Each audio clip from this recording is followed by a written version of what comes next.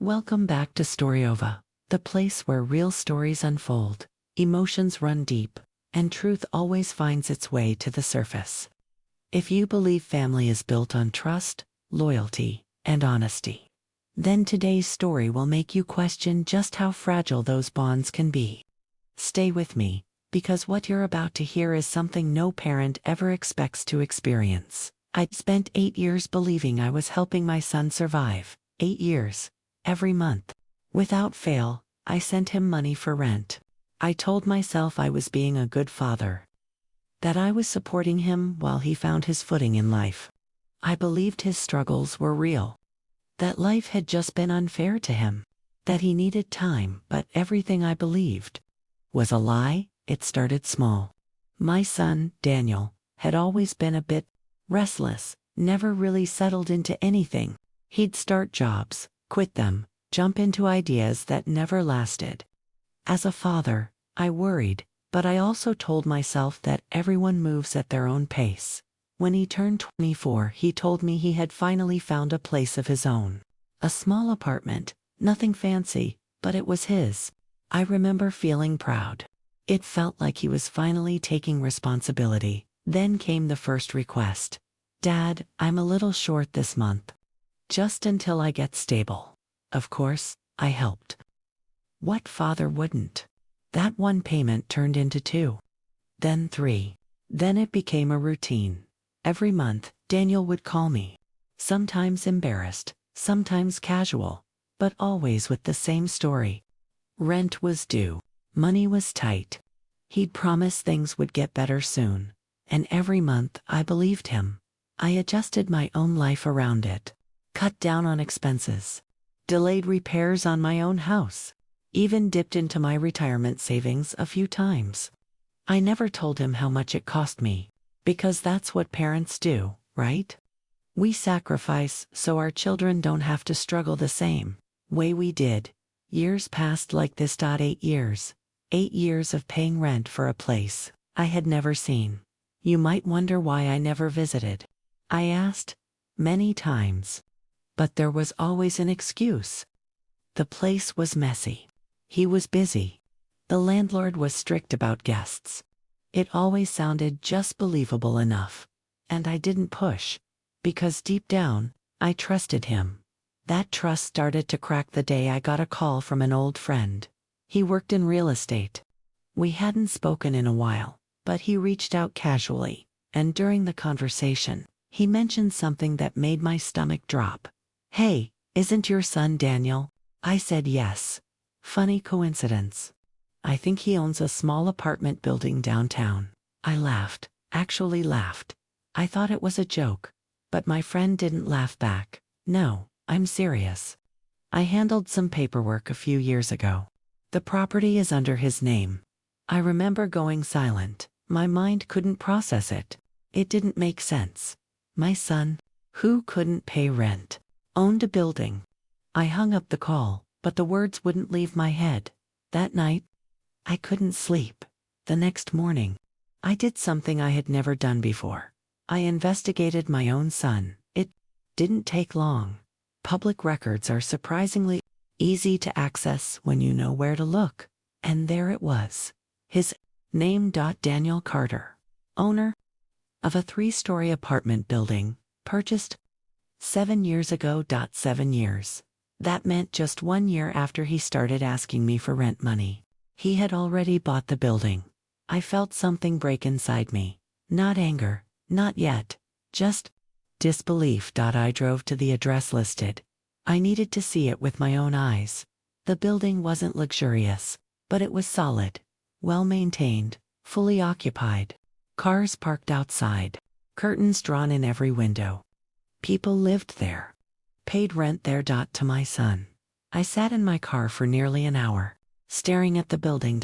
Trying to make sense of it, trying to find some explanation that didn't make him a liar, but there wasn't one. I walked up to the door. My hands were shaking when I knocked. A tenant answered.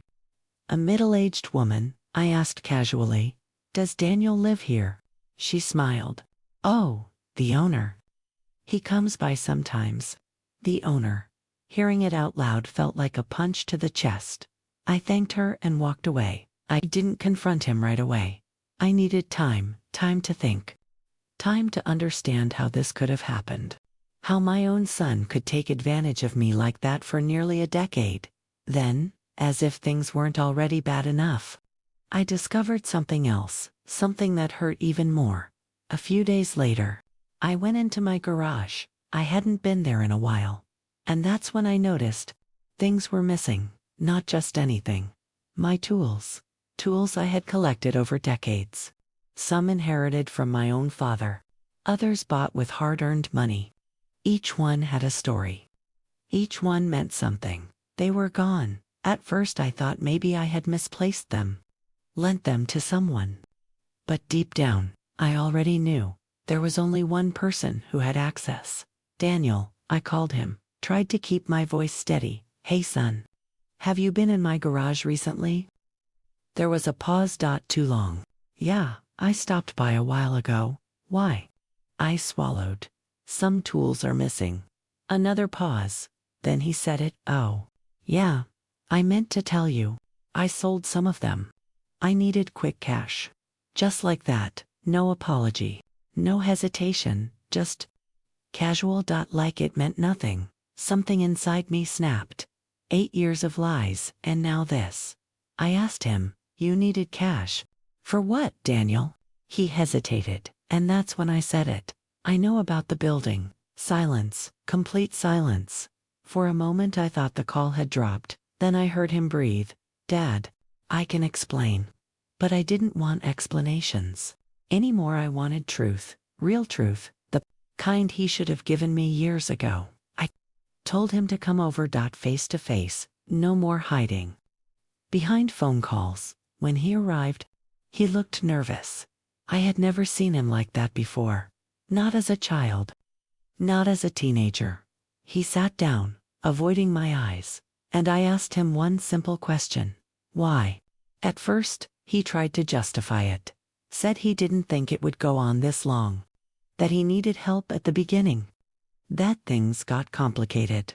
But the more he spoke, the clearer it became. It wasn't desperation, it was greed. He realized early on that I would keep helping him, and instead of stopping when he didn't need it anymore, he kept going, because it was easy, because I trusted him, because he knew I wouldn't say no. The rent money I sent him every month. He didn't need it, not for years.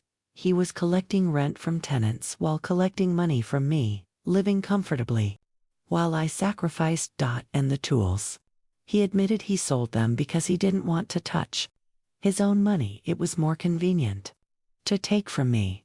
That was the moment everything changed, not just how I saw him, but how I saw myself. I realized I hadn't just been helping him, I had been enabling him. I had allowed my love to blind me. Allowed trust to replace accountability, and he took advantage of that. I won't pretend I handled it perfectly. I was angry, more angry than I had ever been in my life.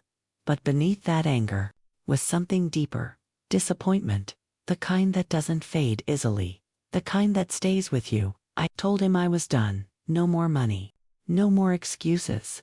If he wanted a relationship with me, it would have to be built on honesty from that moment forward, not manipulation. Not lies. He tried to apologize, said he regretted it, but apologies don't erase 8 years, they don't bring back trust, and they don't undo the damage.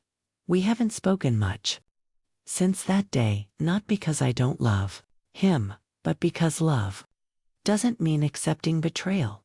Sometimes loving someone means stepping back, setting boundaries, and refusing to be used again. If you're listening to this and you're a parent, I want you to hear this clearly.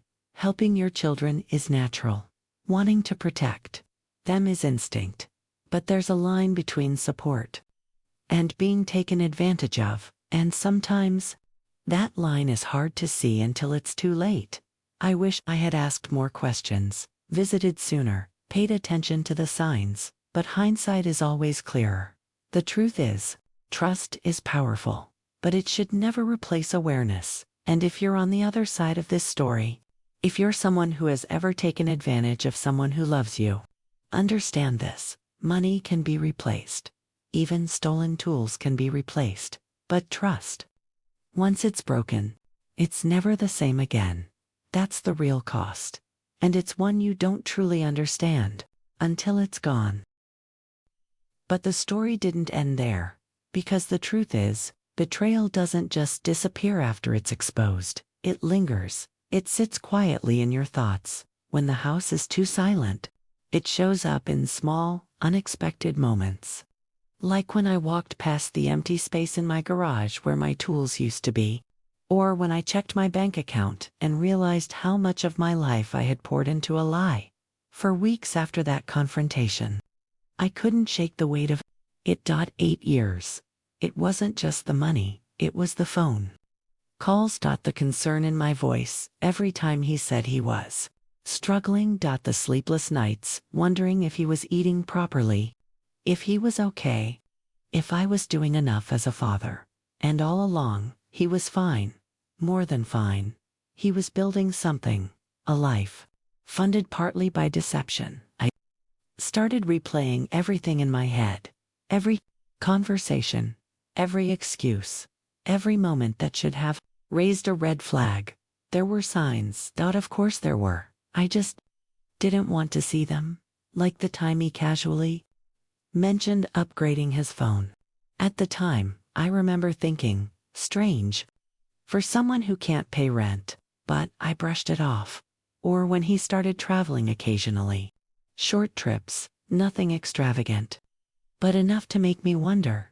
Work, opportunity, he'd say, and I believed him. Because that's what trust does. It fills in the gaps. With benefit of the doubt, it protects the image you have of someone, even when reality starts to crack it. A month passed before I heard from him again. Not a call, a message. Short, tearful, double quotes. Hey Dad, can we talk? I stared at the message for a long time. Part of me wanted to ignore it. Another part, the part that had spent his entire life being a father, couldn't. So I replied, come over. When he arrived, he looked different. Not physically, but something in his posture had changed.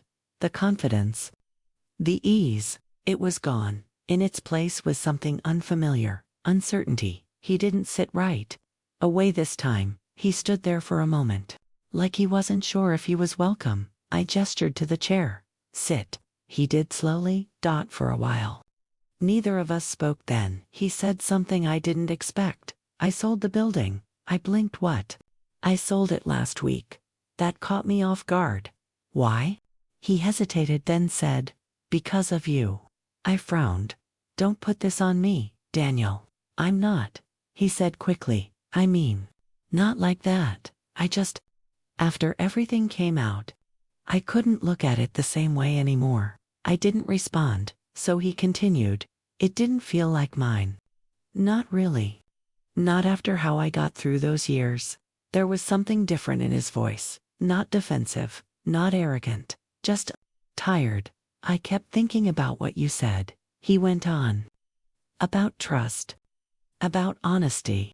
And I realized, I didn't just lie to you.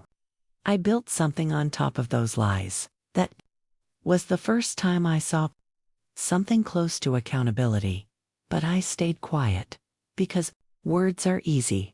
I needed more than that. What did you do with the money? I asked. He looked down. Paid off some debts. Invested the rest. Of course he did. Always thinking ahead. Always calculating. Did you bring my tools back? I asked. His face tightened. No, he said quietly. I couldn't. Or didn't want to. I tried to track some of them down, he said, but they're gone. Sold to different people. I can replace them though. I'll buy you better ones. I shook my head. It's not about better ones. He looked up, confused. They meant something, I said. You can't replace that. He nodded slowly. I know. Silence again. He shifted in his seat. I've been thinking a lot, he said. About why I did it. I leaned back. Go on. At first, I really did need help, he said. When I bought the building, I was in over my head. Loans, repairs, tenants. It was too much. And when you started helping with rent, it felt like a safety net. That part, I could almost understand. But then things got better, he admitted. Way better. The building started making money. Enough to cover everything, and more. I waited, and that's when I should have told you, he said.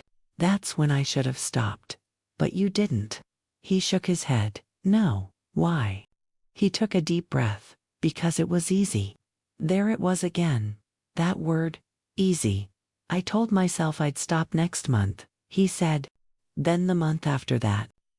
Then it just became normal. Lying to your father, taking money you didn't need, selling things that weren't yours. All of it became normal. I didn't think about how it was affecting you, he admitted. I didn't ask what you were giving up to keep helping me. I just took it. That was the most honest thing he had said so far. And strangely, it hurt more than the lies. Because now, there was no illusion left, no misunderstanding, just truth, raw and uncomfortable. I don't expect you to forgive me, he said. Good, because I wasn't ready. I want to make things right. I looked at him. Really looked at him. For the first time in a long time. I wasn't seeing my son as the boy I raised. I was seeing him as a man. Flawed, responsible for his choices, capable of both good and harm. What does making it right look like to you? I asked. He paused. Paying you back. Every cent. I almost laughed, not because it was funny, but because it was so insufficient. You think this is about money? I said. No, he replied quickly. But it's a start. He wasn't wrong, it was a start, but it wasn't the solution. Money won't fix this, I said. It might settle the numbers, but it doesn't rebuild trust. I know, he said quietly. Do you? I asked. He nodded. I think so. I leaned forward. Trust isn't something you can demand back, I said. It's something you earn. Slowly. Over time. And even then, it might never be the same. I understand, he said. I studied his face, trying to decide if I believed him. Trying to figure out if this was genuine, or just another performance. You've said a lot of the right things today, I told him. But words aren't enough anymore. I know, he repeated. Good, I said. Because if you really want to make this right, it's going to take more than one conversation. I'm willing to do that, he said. I nodded slowly. We'll see. That was the beginning of something new, not reconciliation, not yet, but a possibility. Over the next few months, things changed, not dramatically, not overnight, but gradually. He started showing up, not asking for anything, just showing up. Sometimes he'd help around the house, fix things, clean up the garage, what was left of it. Other times, he'd just sit and talk about work, about life, about things he had never opened up about before. It was strange. For years, our relationship had been built around a single pattern. He needed something. I provided it. That was it. But now, there was no transaction. Just presence, and in a strange way, that made everything feel unfamiliar and fragile. One day, he handed me an envelope. What's this? I asked. First payment, he said. I didn't open it right away. How much? Not much, he admitted. But it's what I can afford right now. I looked at the envelope, then back at him. You don't have to do this, I said, double quotes. Yes. I do. There was no hesitation in his voice. No one's forcing you. I said, I'm forcing myself. He replied, that mattered, more than the money inside. So I took it, not because I needed it, but because, for the first time, it felt like he understood something he hadn't before. Responsibility. Time passed, slowly. Carefully, and with it, something unexpected began to happen. The anger started to fade, not completely, but enough to make room for something else. Clarity. I began to see the situation differently, not as a single act of betrayal, but as a series of choices, some mine, some his. I had chosen not to question, not to verify, not to push when things didn't add up, and he had chosen to take advantage of that. Both things could be true, and accepting that didn't excuse what he did, but it helped me understand it, and understanding is a step toward healing. One evening, as we sat outside, he said something that stayed with me.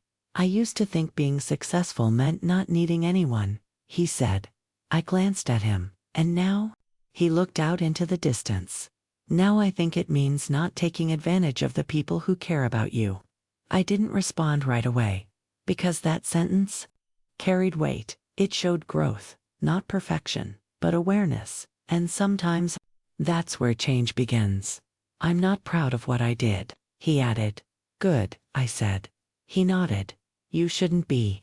We sat in silence for a while, not uncomfortable, just quiet, and for the first time in a long time, it didn't feel like something was missing.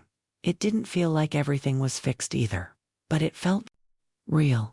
And maybe that was enough, because the truth is, some wounds don't fully heal, they leave scars, reminders of what happened, of what was lost, but they also remind you of something else, that you survived it, that you learned from it, that you grew through it.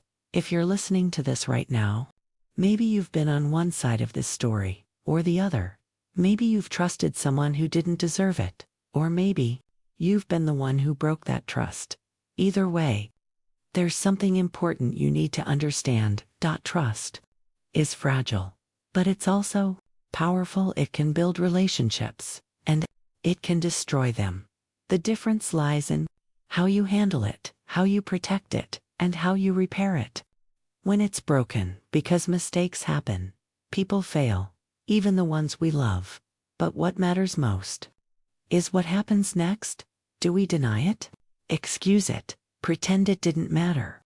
Or do we face it, own it, and try to do better? That choice defines everything.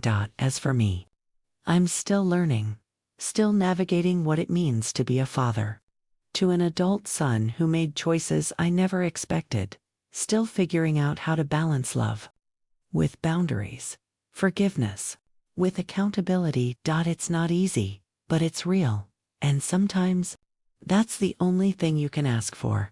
Thank you for being here with Storyova. Where every story reminds us that truth, no matter how painful, is always worth telling.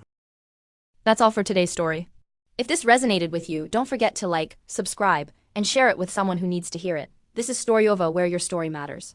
And I'll see you in the next one.